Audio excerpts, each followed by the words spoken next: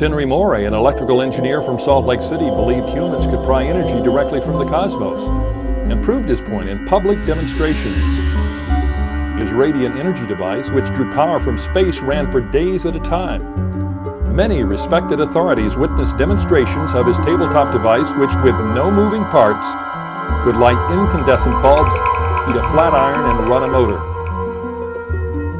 Today in Moray's hometown, Hal Fox, the editor of New Energy News, also based in Salt Lake City, can still locate many of the forgotten sites where it is said the legendary inventor broke the bonds of the possible.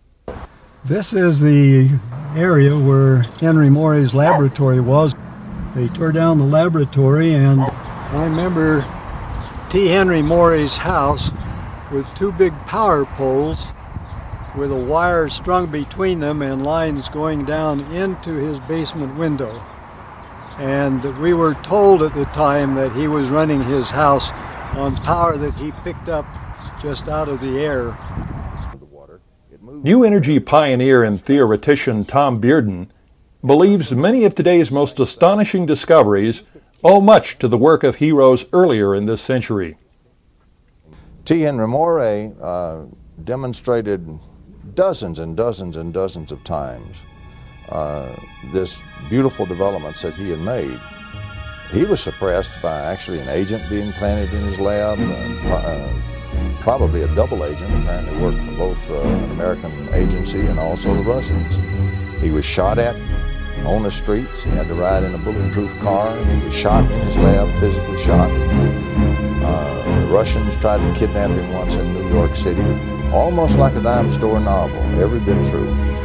For his achievement, Moray was threatened and harassed until his death in 1974.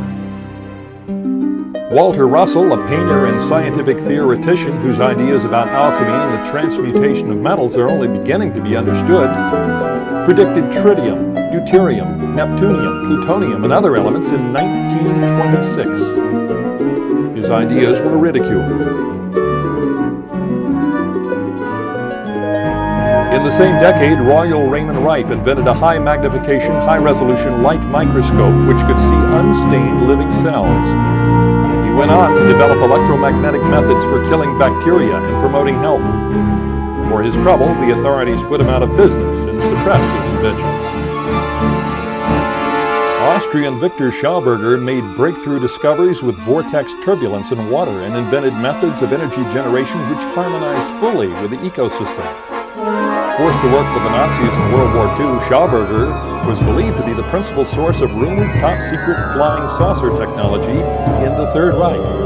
After the war, Schauberger came to America and was swindled out of his inventions. He died a broken man. Another Austrian, later an American, Wilhelm Reich, claimed to have discovered a unifying force in nature, which he called orgone.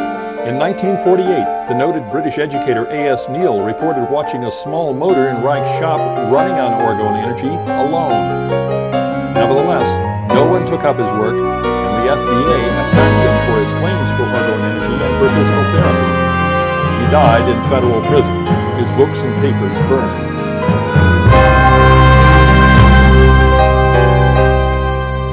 Someone once said, you can tell a pioneer by the arrows in their backside.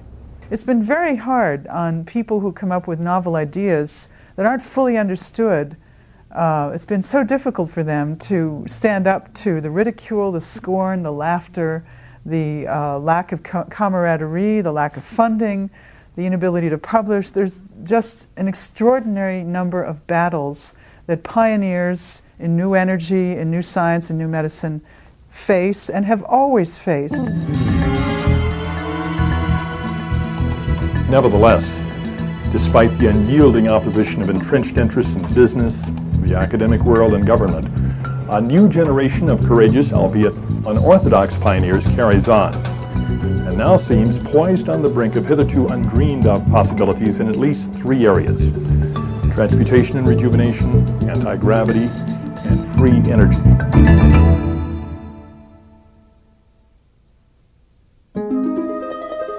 The dream of freedom from the bonds of gravity has apparently been with us since the beginning, from Ezekiel's chariot. a flying carcass. The ancient scriptures and legends brim with accounts of flight in many forms.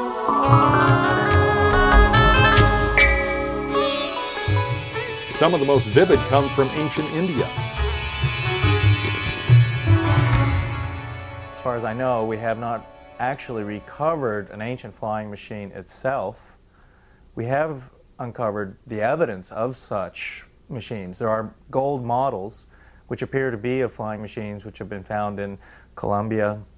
A model of an airplane has also been found in a tomb in ancient Egypt. I think more importantly, we have the ancient documents, ancient books from ancient India and ancient China and other areas which indicate that people did in fact fly in aerial devices, probably devices similar to the airplanes of today, similar to zeppelins or blimps and dirigibles, quite possibly even flying devices that were similar to flying saucers and hovercraft type devices. Today, the dream of flight seems best embodied in the modern mechanical technologies which have descended from the Wright brothers.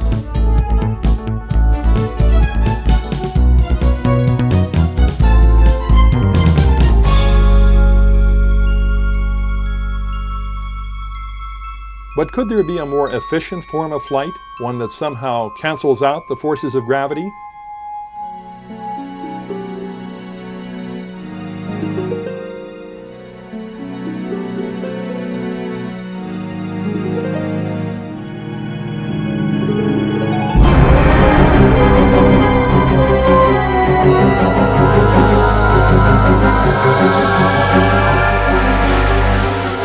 There is, after all, evidence from the ancient world that very large and heavy objects were moved by means which remain a mystery today. Yet it's possible that at least one of our contemporaries may have learned the secret.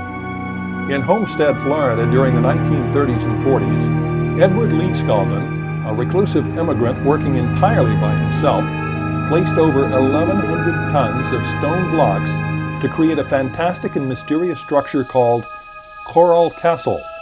Most of the blocks weighed in excess of 15 tons, some as much as 30 tons, yet the secret methods employed have never been discovered. Tool designer and engineer Christopher Dunn is astonished by this unrepeatable accomplishment. Ed actually stated that he knew the secret of the Great Pyramid, and he also demonstrated that he had a technique or a knowledge that whereby he was able to lift monolithic, huge blocks of stone, 30 tons for one individual. The equipment that he has laying around in a conventional sense does not explain how he did this by himself. Toward the end of World War II, reports of unusual German aircraft that flew without wings or rudder began to surface in Europe, and Allied intelligence moved in to find out more. The German rocket technology had devastated London, and there was to be no underestimating of their capabilities. Though the danger was shortly rendered moot by the end of the war, interest in capturing any such breakthrough anti-gravity technology remained high. Indeed, according to some researchers, such as Renato Vesco, the former head of the technical section of the Italian Air Force, and David Hatcher Childress, as reported in their book, Man-Made UFOs 1944 to 1994, the Allies recovered many such secrets. Most of the German anti-gravity technology, according to Vesco and Childress, was based on the work of Victor Schauberger.